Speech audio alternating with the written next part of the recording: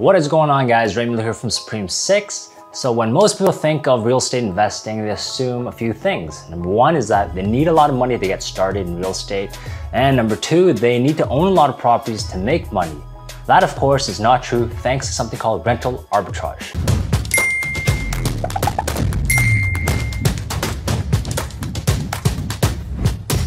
So rental arbitrage is simply renting out a property long-term and then re-renting it out to someone else on a short-term basis on platforms such as Airbnb, and then collecting that difference. So for instance, let's say you rented out an entire home for $2,000 a month, and then you go ahead and relist that same property on Airbnb for short-term rental for $150 per day.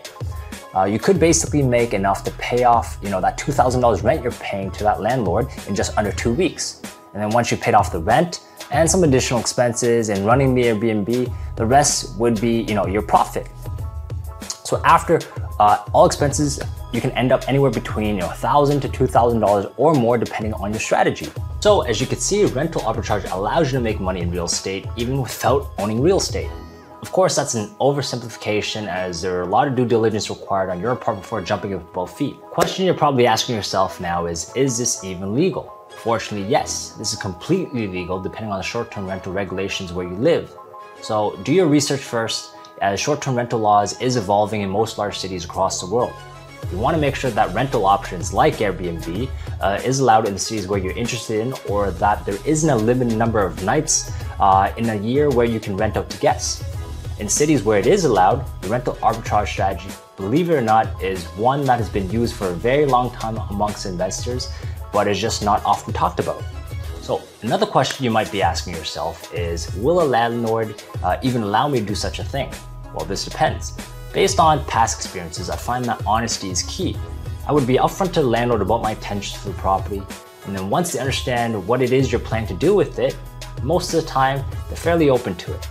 So if you do encounter a landlord who isn't, keen on letting you re-rent out their property, then just move on. But honesty is key. Next question you're probably asking yourself is, how would I even convince the landlord to let me rent out the property out short term? Well, there are many ways you can approach this, but I would start off by informing them the benefits this has to them as a landlord. And here are just 3. Number 1 is less hassle and headache. By renting the property out to you long term, landlords don't have to worry about constantly trying to rent the units out in the short term.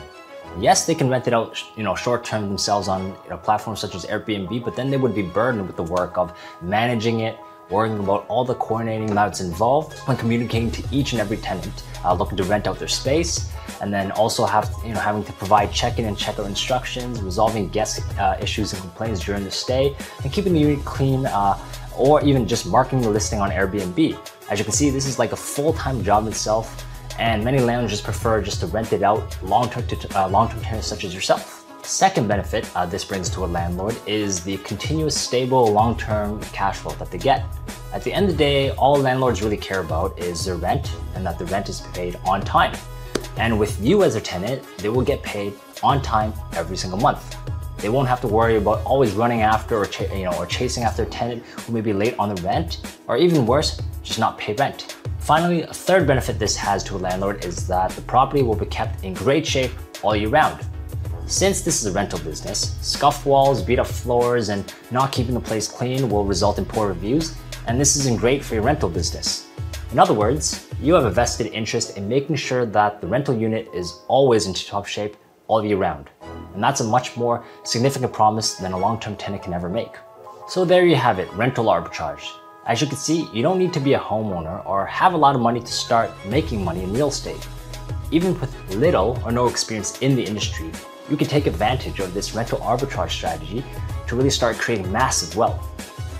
One thing to keep in mind though is that to create a good foundation for success and to really scale your business, you must do proper due diligence and find properties with high Airbnb income potential. So as always, hope you found this video useful. If you have any questions, feel free to reach out to me or anyone here at Supreme 6.